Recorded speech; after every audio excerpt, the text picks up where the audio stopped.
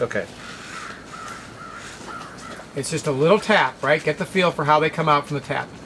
That's critical. You're not pouring them, you're just tapping it. You know, it's kind of level and the tap makes it jump off.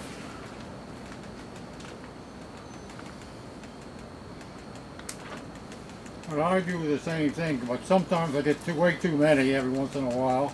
Then what I do is I wait for them to grow up, and I just take a little pointy, like an embroidery scissor, and cut off the ones that are too numerous. This is a man that could be a professional farmer. What I would do is pull them all apart and step them up. Yeah. Well, I mean, I do it when they're I actually make myself be a professional, but it's hard. Well, they're too little. In other words, now, you wouldn't worry about any kind of germination test or anything on these. No, I know they're these good. Are good. I know they're good. Current, clean. Yeah. Yep. Yeah. These have all performed well for me 2 months ago. Yeah. And they've been in the fridge since. You know. Now today they were in the heat of this greenhouse a little while. It might be a slight issue, but I'm gambling that we're okay. No. It didn't get that hot today, did it? And it didn't get that hot that long. We were hot because we were in coats and stuff, you know. And this seed was cold when it came in here, so it had to warm up first before it could get too hot. You know. This time of year is pretty forgiving. So there's one more thing to show you. You want me to start filling that one? Yeah, you can start filling that, but you can fill and pay attention, right? Yeah. Okay, well you're a better man than I am. She's my I have help. Okay, well that's what I need help. Boy, do I need help. Okay, the next thing I do is the same thing again, right? I just come through and I'm firming the seed in. I get that seed contact, which is probably why the cell blocks didn't get that, and probably why they haven't germinated as well, right? People get why I'm doing the pressing down this time? Contact. Seed contact with the soil. Capillary seed contact action. with the soil. Contact with, capillary action, critical. Wow. Now, I love doing it like that though. Good. I haven't really covered these. Lettuce actually doesn't really need to be covered. It's light. Lettuce, if you want to get your lettuce to pop in the summertime when it's hot, having it be exposed to a little light will increase germination. But Every this is kale. seed is different. Yeah, This that's is kale, kale. though. Yeah, Every yeah. kind of seed. Right, but lettuce is what we're going to do next. Yeah. Kale well doesn't care. It's happy to be either way. But now what I did, right, by doing that pressing in, I kind of raised the soil ridges around it. I just do this, look. And I basically have covered virtually every seed without adding any more soil or doing any work at all. You know. Now, if it really matters, like onion seed, then I want to come back over with vermiculite or something, because it matters that it be in the dark. Of course, I'm going to do it in a germination chamber where there's no light, so it doesn't matter. Once it's growing, it doesn't make it. So. But and that's one of those ways that I am. You know, I tend to be really like overly labor intensive about like not wasting anything, but I don't tend to worry about the fine details. Like when I first did shiitakes, at that point they were saying you had to wire brush the lichen off the logs. I was like, I'm not doing it if I got to wire brush the lichen off the logs. I don't believe it, you know. And so on this, I'm not worried that a little bit of, I know the soil contact is critical. I don't think I have to have every last bit covered, so I'm not going to worry about it. Okay. Does somebody else want to try doing the finger thing? Just go ahead and pop the holes in there. We do the finger thing? Go for Anybody it, yeah. about lettuce? I'm just going to give you a quick look and then you can try it. This is actually like not doing, this is doing what I said not to do. This is kind of a big pack, but I'm confident that it's not too big. That I can make it work still. But see, the bigger it is, the more it wants to come out in a big bunch. It's harder to get it to be a single line, but I can get it down there.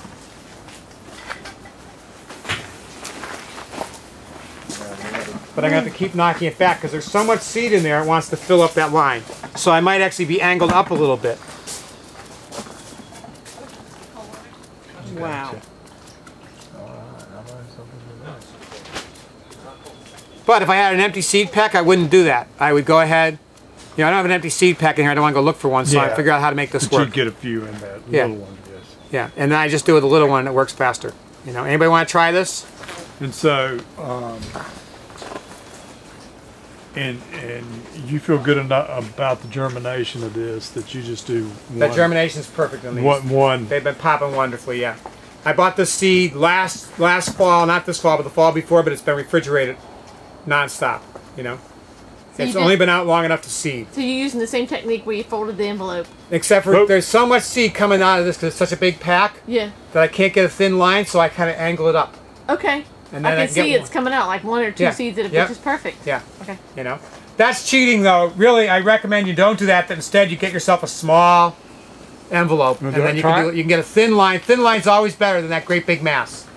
You know, all you gotta do is be talking to somebody, and you start hitting that a little hard. Yeah, I bumped one there about 3. And yeah, right, yeah. You can have 22 in one Yeah, cell. yeah. You know? Well, there's like 2. Yeah. That's no big deal. Don't worry about it. You know, and we don't need to seed as long as you want. We don't need to finish seeding any of these things. You know.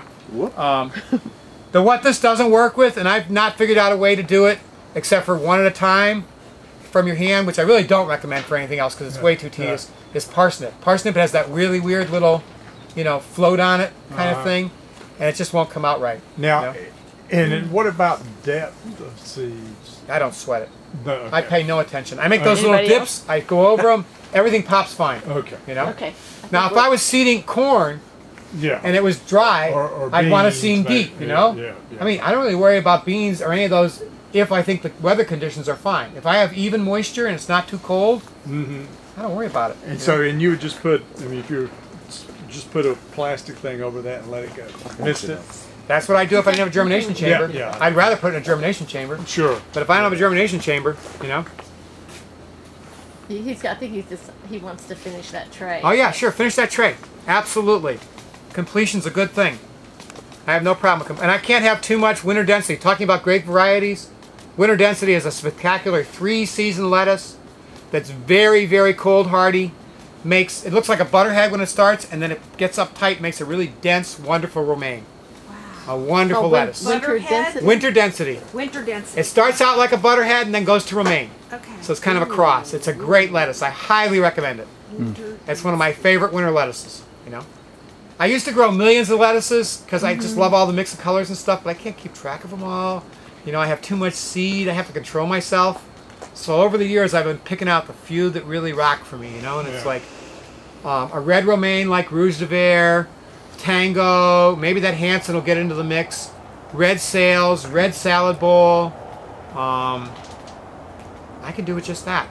I really love Troutback too. You know, That's it's pretty. just so gorgeous. Yeah. Makes a wonderful head if I let him go to head, you know. So I put that in the mix too, you know. And then I almost always indulge myself in a little bit of something else. You know, I play with other seeds, you know. But I mean, I used to have, you know, I buy every lettuce. I love lettuce. I love growing lettuce. I love eating lettuce. And so and they're all such a wonderful array of mixes. I would just buy way too many. Now, on what interval would you plant if you're doing this for home, you know? Yeah, for home, really, couple of the warmer weeks. it gets, the more frequently you plant. That doesn't make sense, right? But it does because what happens is it bolts. Yeah. You know? So right now, this flat is going to go for a long, long time. See this one here? I can see this one here. We got way over. Yeah. Wipe out your old patch and buy new ones.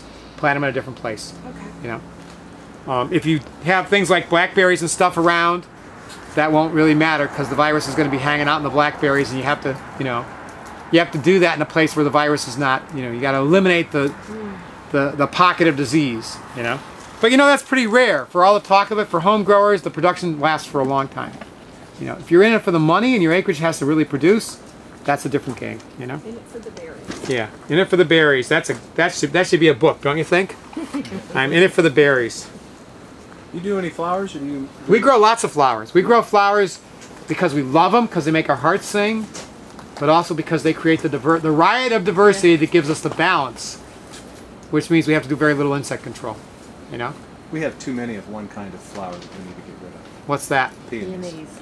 Peonies. Oh, well, we could take some off your hand. Do you have too many peonies? Oh, What a they're problem. Like 30 We have 30 years old, 30, four 40 years rows, old. Oh. 4 rows that are 30 feet long.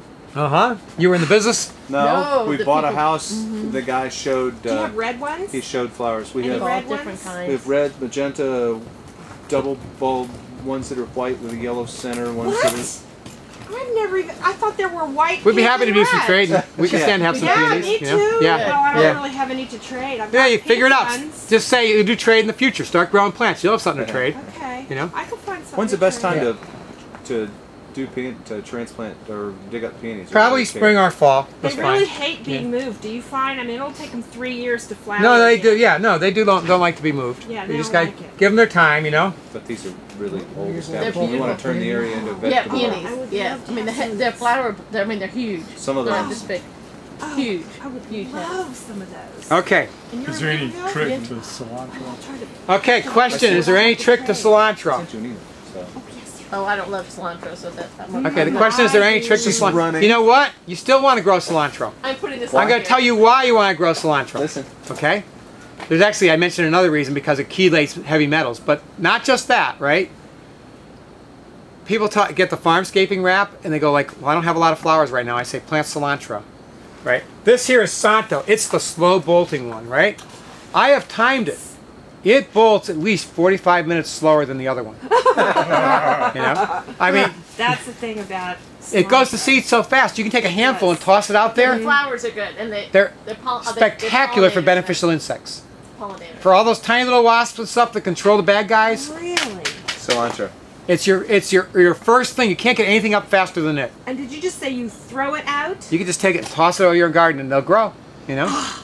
Okay, She'd that's never go into a my garden kind. again. Oh, You yeah. hate, Anybody that doesn't you hate smell the like smell? Oh, she can't stand I it. love cilantro. You know, I've actually managed to convert people like you. You know the way you do it?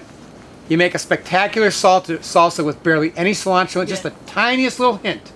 And then they love the salsa and you up it slowly. You know? And indeed, Diane's Doing brother. that to her with hot peppers. Diane's brother hated arugula and cilantro.